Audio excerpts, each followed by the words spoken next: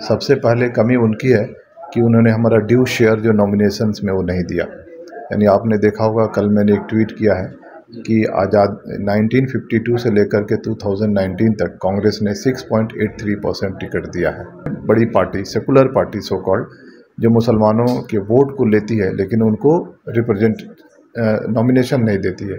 यानी आप वोट कीजिए लेकिन आपको एमपी और एमएलए नहीं बनाया जाएगा। नंबर एक, आज 2019 में जब मुसलमानों की आबादी 14.2% है 2011 के जनगणना के अनुसार, तो 77 एमपी जो डिज़र्व करते हैं। एक तो एडवर्स जेरिमेंडरिंग होता है, यानी मुसलमानों के एरियाज़ को काट करके उसको माइनॉरिटी बनाया जाता है, और दूसरा ये है कि उनके साथ दूसरी नाइंसाफ़ी होती है कि जहाँ से वो चुन करके आ सकते हैं, जहाँ पे उनकी आबादी का तनासुब ज़्यादा है, उस सीट को रिज़र्व कर दिया जाता है। मैंने कहा ना कि उनको अपनी लीडरशिप डेवलप करनी है, उनको उचित जो राजनीतिक सूझबूझ है वो डेवलप करनी है, जो पार्टियां हैं उनसे सवाल भी करना है, और उनके सामने क्या क्या पॉलिटिकल ऑप्शंस हैं, और वो एक कॉन्स्टिट्यूंसी में आबादी के हिसाब से, यानी 1% से 10% अगर आपकी आबादी है तो आपकी स्ट्रेटजी क्या होनी चाहिए।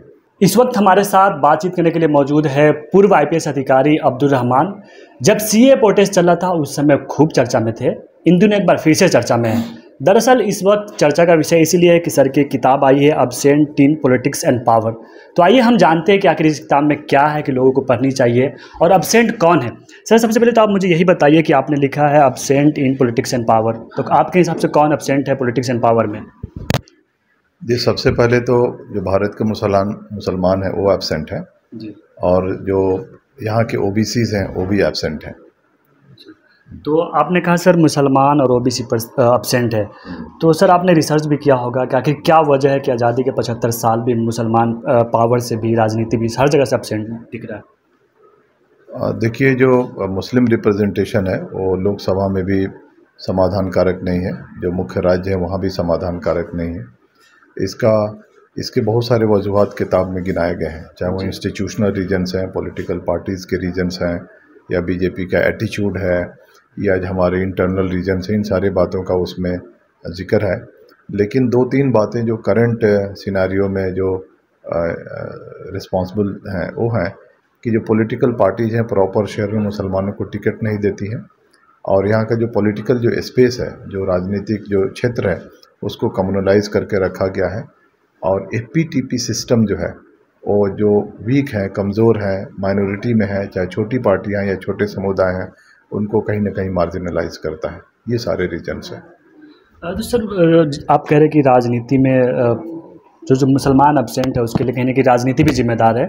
तो जो कांग्रेस पार्टी अपने आप को सेकुलर पार्टी कहती है, सबसे ज़्यादा सालों तक उन्होंने पूरे देश में राज किया, तो आखिर ऐसा क्या हुआ कि जो सबका कह रही थी कि हम सबके लिए काम कर रहे हैं, तो रीज़न कहाँ रहा? हमारे अंदर कमी रही या फिर उनके अंदर कमी रही कि हम पावर में नहीं आ पाए, पॉलिटिक्स में नहीं आ पाए?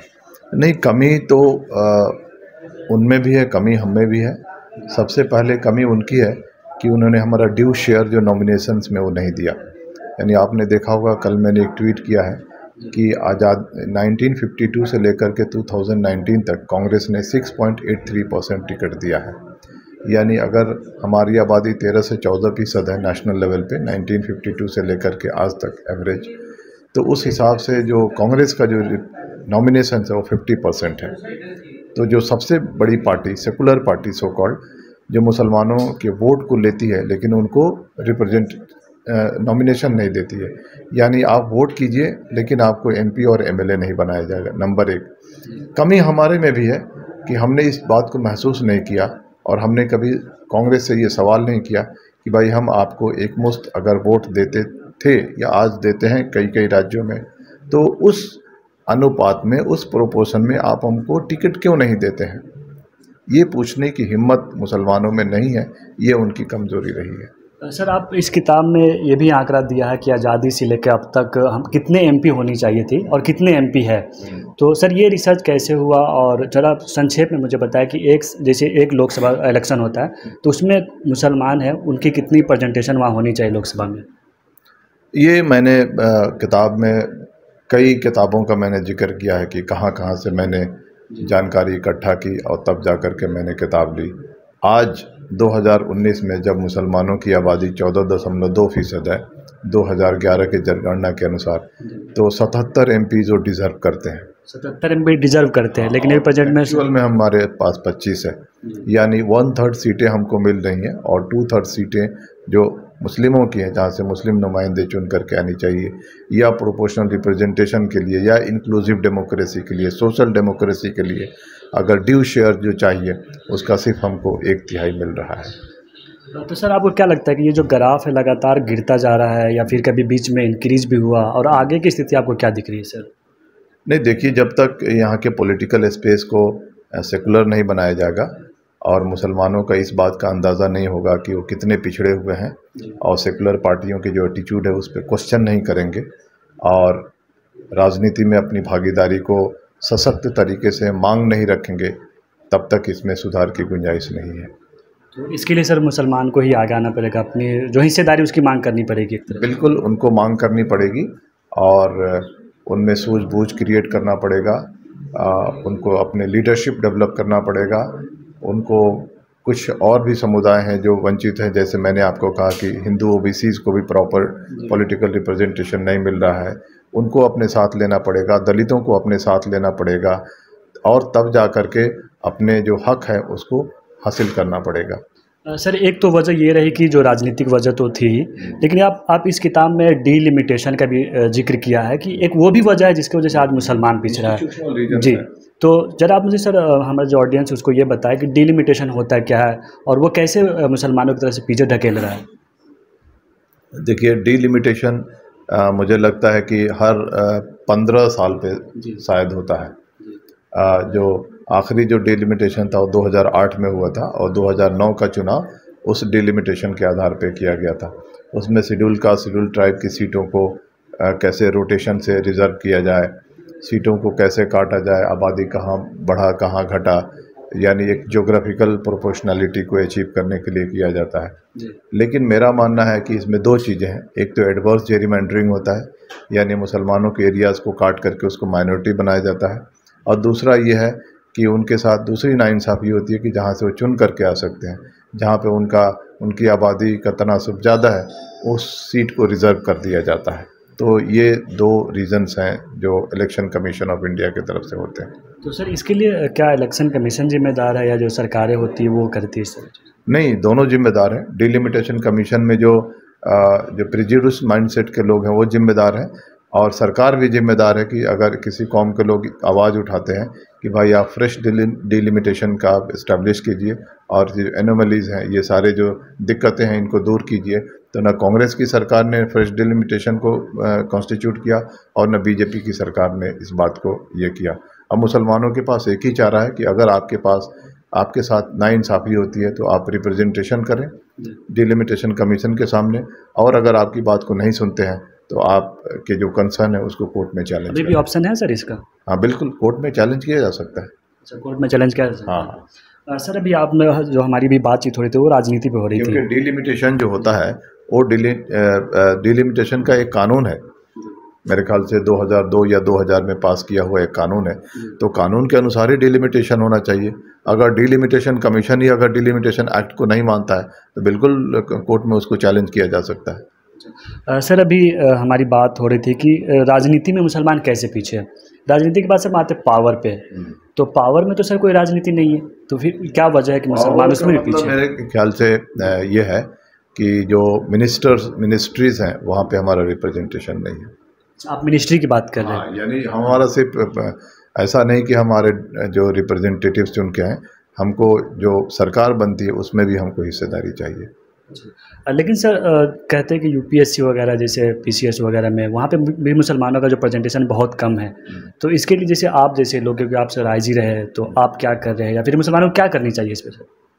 नहीं, मुसलमानों को तालीम पे तवज्जो देनी चाहिए, और ऐसा नहीं कि सिर्फ सरकारी नौकरियों में अपने जो शेयर है उसको बढ़ानी चाहिए, उनको अपनी जो फिनेंशियल कंडीशन है उसको भी इम्प्रूव करनी चाहिए, जो प्राइवेट सेक्टर है वहाँ भी जाना चाहिए, बिजनेसेस में जाना चाहिए, पॉलिटिक्स में आना चाहिए, हर जगह उनकी भागीदारी बढ़नी चाहिए। पावर में आने के लिए आपको हर जो क्षेत्र है उसमें आपकी भागीदारी होनी चाहिए। सर मैं आपसे ये भी जानना चाह रहा हूँ कि आपने इतना रिसर्च किया, शायद इसकी किताबों को लिखने में कई साल लग गए होंगे, तो मैं आपसे ये जानना चाह रहा हूँ कि मुसलमान कहते हैं कि अभी जो दलित है उनसे भी पीछे है, तो उनके उत्थान के लिए, उनके पॉलिटिक्स एंड पावर में आने के लिए क्या करनी चाहिए सर आपके हिसाब से? किनको? मुसलमानों को? मैंने कहा ना कि उनको अपनी लीडरशिप डेवलप करनी है, उनको उचित जो राजनीतिक सूझबूझ है वो डेवलप करनी है, जो पार्टियां हैं उनसे सवाल भी करना है, और उनके सामने क्या क्या पॉलिटिकल ऑप्शंस हैं, और वो एक कॉन्स्टिट्यूंसी में आबादी के हिसाब से, यानी 1% से 10% अगर आपकी आबादी है तो आपकी स्ट्रेटजी क्या होनी चाहिए, 10 to 30% है तो आपकी स्ट्रेटजी क्या होनी चाहिए, 30 to 40 या उसके अबव है तो आपकी स्ट्रेटजी क्या होनी चाहिए। देखिए, कोई एक स्ट्रेटजी नेशनल लेवल पे काम नहीं करेगा। आपका स्ट्रेटजी जो है कॉन्स्टिट्यूंसी में जो मुसलमानों का जो हिस्सेदारी है, वोटर परसेंटेज है, उस पर डिपेंड है। सर मैं आपसे ये भी जानना चाहूँगा कि आप आईजी के पद पे थे, कुछ लोग ये भी जानना चाह रहे हैं कि आखिर ऐसा क्या हुआ कि सर आपने रिज़ाइन दे दिया। हालांकि ये पुरानी बात है, लेकिन फिर भी अगर हमारे ऑडियंस को बताना चाहें तो। ये बात तो सबको पता है कि जब CA आया था, और लोकसभा से तो पहले ही पास हो चुका था, जब ये राज्यसभा में पास हुआ तो उस दिन इस कानून के प्रोटेस्ट में मैंने अपना त्यागपत्र दे दिया। तो सर अभी आपका क्या प्लान है, जैसे आप फिर से ज्वाइन करेंगे? हालांकि मैंने कुछ लोगों से ये भी सुना कि आप राजनीति में आना चाह रहे थे, इसमें कितनी सच्चाई है सर? नहीं, देखिए, राजनीति में आने की जहाँ तक बात है, पॉलिटिकल ऑप्शंस हैं, और अगर आपको जनता के लिए काम करना है, जिनके साथ नाइंसाफ़ी हो रही है, जो दबे कुचले हैं, जो गरीब हैं, तो उनके लिए काम करना कोई बुरी बात नहीं है, और political options is one of the options. तो एक तरह से मान लिया जाए कि सर आप राजनीति में आना चाह रहे हैं? देखेंगे।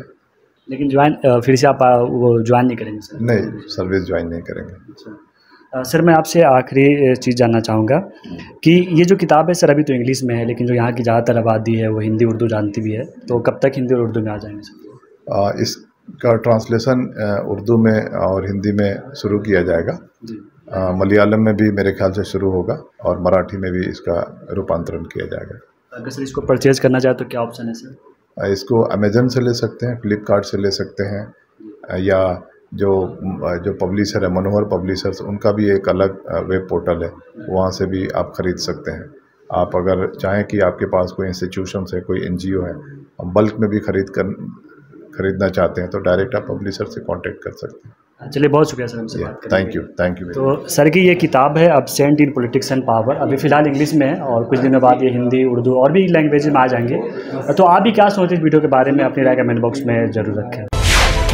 मिलत टाइम्स को आपकी ज़रूरत है, हमारी आप माली मदद करें।